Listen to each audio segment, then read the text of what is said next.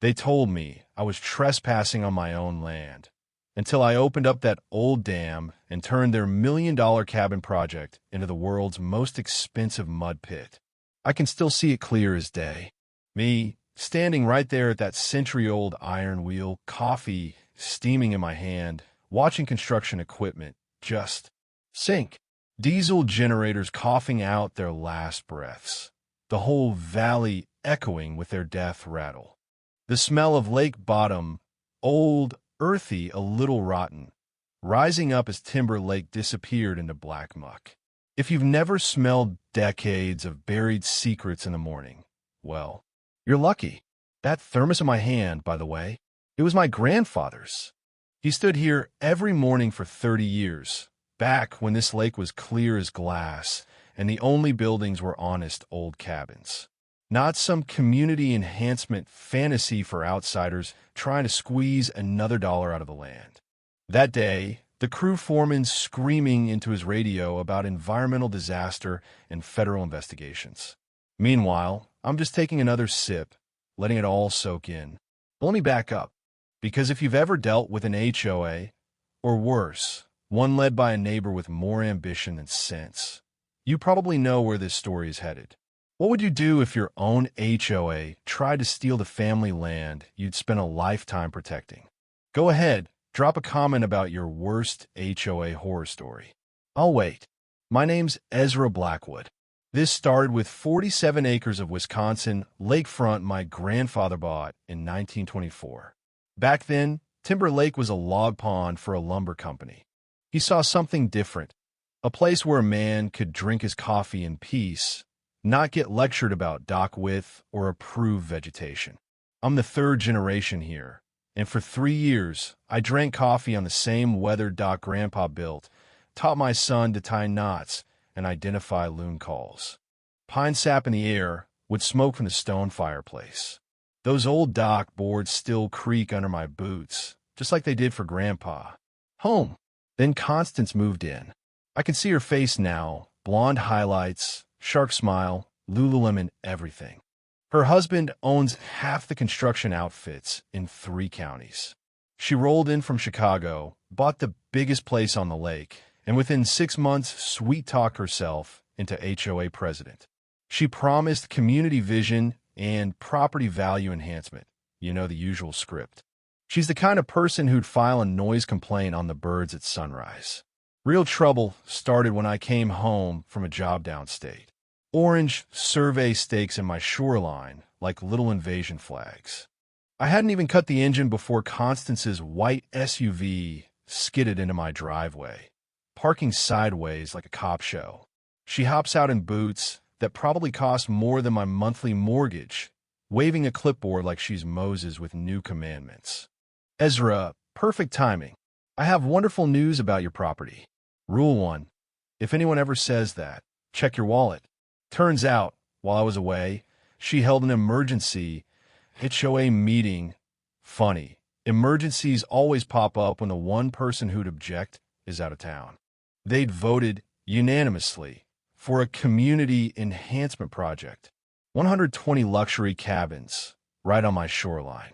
Your property, she says, flipping legal papers at me with those red fingernails, has been selected for community donation. For the greater good, of course. Now, my grandfather's deed is old, the ink's faded, but those lines are carved in stone. Every tree, every foot of shoreline, ours. Constance, this land's been in my family since 1924. That deed's at the courthouse. She just waved her hand. Oh, that old survey is probably inaccurate. Things change, Ezra. Progress happens. Then she drops this. Besides, your little cabin doesn't really fit our vision for Timber Lake's future. My little cabin, 4 generations fished off that dock. I taught my kid to skip stones across water so clear you could spot base 20 feet down. Apparently, not fancy enough for Constance's country club dreams. She goes through her timeline. Construction starts in 30 days, completion in 18 months. Don't make this harder than it needs to be, she says, sliding back into her SUV. Her perfume hung in the air like a warning. I remember sitting on that dock after she left, thinking about Grandpa's words. Sometimes you gotta fight for what's right, even when you're outnumbered. So I started digging. First, the fine print. When people want to take what's yours, the devil hides in paperwork. The HOA's paperwork was a mess.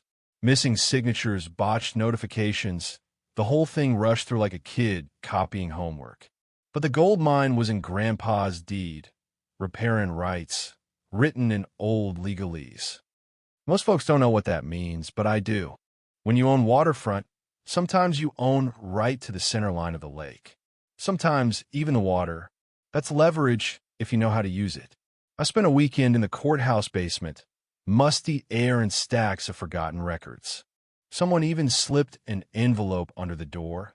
Environmental studies, the kind that are supposed to happen before you build 100 cabins on clean water. Spoiler, they never filed them. So I gift-wrapped a complaint for the state environmental agency, photos, surveys, my own engineering analysis. The state shut down construction pending review. And suddenly, Constance's husband's construction bid, somehow 20% lower than anyone else's, was getting real scrutiny. That's when the gloves came off. Early morning, 2 guys in black gear patrolling my shoreline, private security, claiming they were there for community safety. I stepped onto my porch in my robe. Unless you're here to arrest me, you're trespassing. We have HOA authorization. One smirked. Right? Sure you do. Then came the new gate across the old access road. Authorized residents only. My name wasn't on the list. I had to drive 3 extra miles to my own driveway. The local hardware store stopped extending me credit. The diner went silent when I walked in. Constance was telling everyone I'd had a breakdown since my divorce. Anonymous notes started showing up. Sell and leave. Don't make this ugly. If you push an engineer past his breaking point, we start looking for structural flaws in your plans and in you. The Historical Society held the answer. Timber Lake wasn't always a lake. The lumber company built a dam in 1923 and then went belly up. The dam's ownership never got transferred, sat in legal limbo, just waiting. Turns out, the dam could legally lower lake levels by 8 feet, enough to expose every foundation they poured, turn the site into a mud pit. I bought it at a tax auction for $847. Constance found out. Next morning, her lawyer serves me a restraining order, threat to critical infrastructure, apparently. By afternoon, bulldozers were knocking down century-old oaks, turning the water brown with runoff and killing fish. Calls to the sheriff, county, state, everyone's looking into it. That night, sitting on the dock with a bourbon, I felt helpless.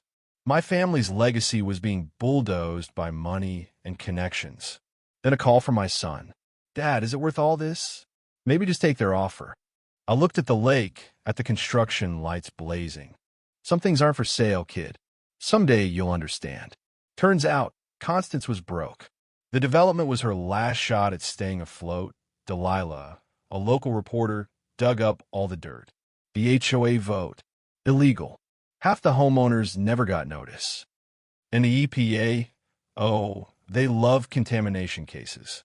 My dam wasn't just leverage. It was the key to decades of industrial waste buried under the lake. If the EPA confirmed contamination, the feds would take over. No construction, no exceptions. Now, the plan, drain the lake just enough to expose those shiny new foundations and the waste underneath before the court could strip my rights. Community support grew. Neighbors, environmental groups, reporters. We timed it like a military operation. At dawn, I spun that brass wheel and let 80 years of secret surface. By sunrise, the construction crew's radios were full of panic. Water dropping, machinery stuck, mud everywhere. The EPA arrived in black SUVs, scientists in hazmat suits snapping photos, and a mobile lab humming away. Dr. Bennett, the lead scientist, declared the site a federal investigation zone.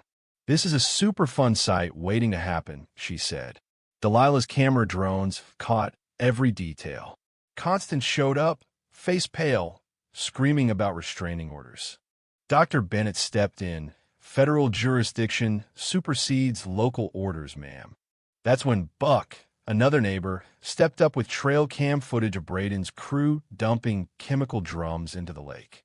Old waste, new waste, didn't matter. Environmental forensics would sort it out. Judge Martinez canceled the afternoon hearing. Federal law trumped local corruption. As Constance ranted about economic sabotage, the crowd just stared. I held up Grandpa's deed and the EPA's contamination report. I didn't create this mess. I just let the truth rise to the surface. The crowd erupted. Constance was led away in cuffs by federal agents. Her husband's machines left stranded in the muck.